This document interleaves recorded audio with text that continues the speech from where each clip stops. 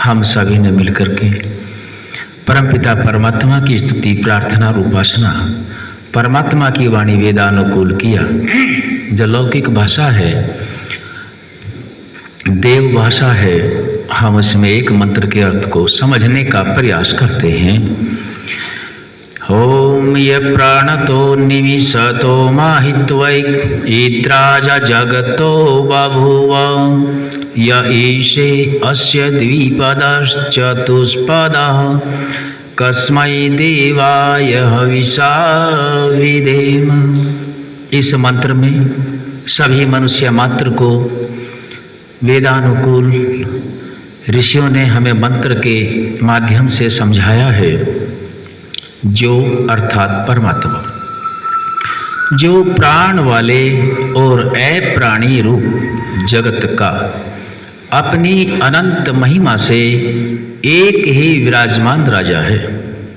जो अर्थात परमात्मा किसका?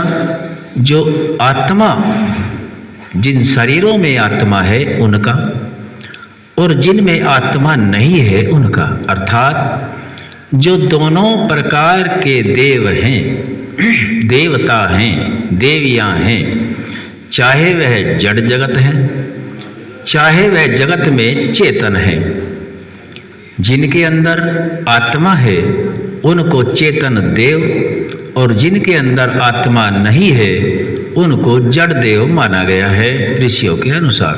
अर्थात माता, पिता, गुरु, आचार्य, अतिथि, धर्मानुकूल कर्म करने वाले सभी आत्माएं चेतन देव हैं।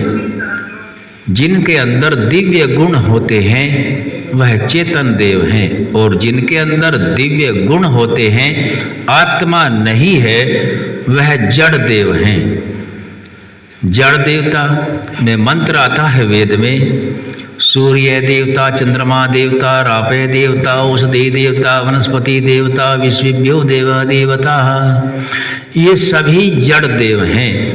तो यहाँ हमें इस मंत्र के माध्यम से समझाया है जो चेतन देव हैं, जिनमें आत्मा है, उनकी सेवा और शुश्रूषा करके अपने आप को धन्य समझें, और जो जड़ देव हैं उनसे हमें उपकार लेना होता है।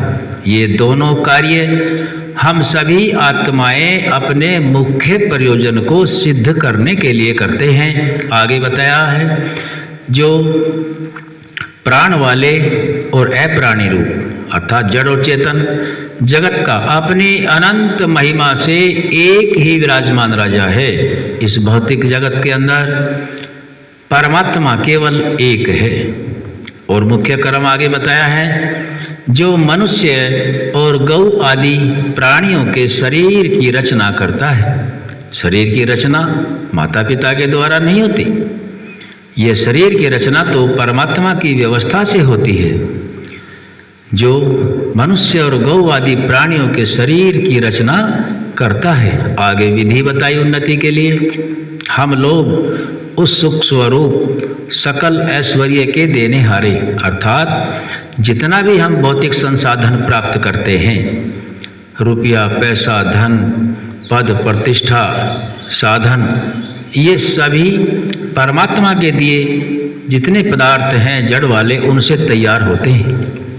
सकल ऐश्वर्य के देने हारे परमेश्वर की, परमात्मा की प्राप्ति के लिए क्या करना बताया है?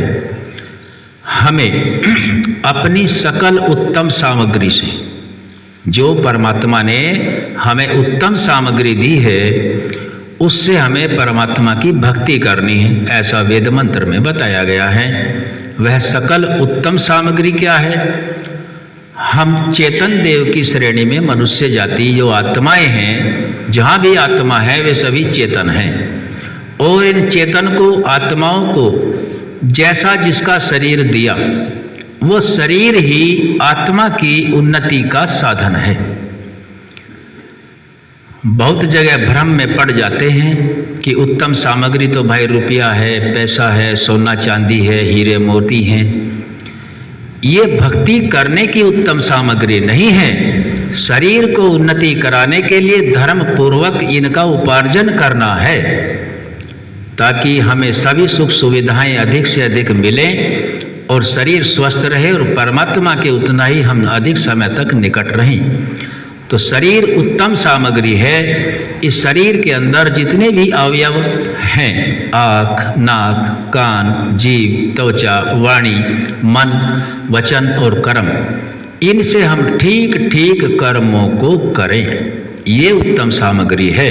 इस उत्तम सामग्री को परमात्मा की आज्ञा के अनुकूल हम चलावें। तो ऐसा मंत्र में समझाया गया है और इनको ठीक ठीक चला करके हम परमात्मा की कृपा के पात्र बनते हैं। ये हमने एक मंत्र का अर्थ आप सभी के मध्य में रखा।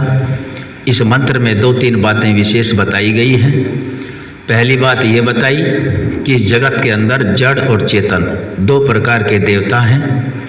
चेतन देवों की सेवा आदि करनी होती है, शुश्रूषा करनी होती है, और जड़ देवता जितने भी हैं उन सब से उपकार लेना होता है। जैसे सूर्य देवता से सौर ऊर्जा प्लेट बना करके उपकार लिया, जल देवता से जल को नियंत्रित करके विद्युत का उपार्जन किया, वायु को अपनी एकाग्रता करते हुए वायु पंखा आदि बना करके उससे भी उपार्जन किया। ऐसे ही अग्नि को सही रूप में जान करके इंजन आदि बना करके उससे अपनी उन्नति प्राप्त की। ये सभी देवता हैं और इनसे उपकार लेना होता है। दूसरे चेतन माता पिता गुरु आचार्य, इनसे धर्मानुकूल ज्ञान प्राप्त करना होता है। तो पहले तो ये बताई गई जड़ और चेतन 2 प्रकार के देव हैं। दूसरी बताई ईश्वर जगत में केवल एक है, वो एक ही जगत की रचना करता है। सभी मनुष्य के, प्राणी आदियों के शरीरों की रचना केवल परमात्मा करता है। वही जानता है कि इस आत्मा को कौन सा शरीर देना होता है। और फिर परमात्मा की कृपा के लिए विधि बताई गई कि हम सभी आत्माओं को जो परमात्मा की व्यवस्था से यह शरीर मिला, इस शरीर से हम उत्तम उत्तम कर्म परमात्मा की आज्ञा के अनुकूल करते रहें।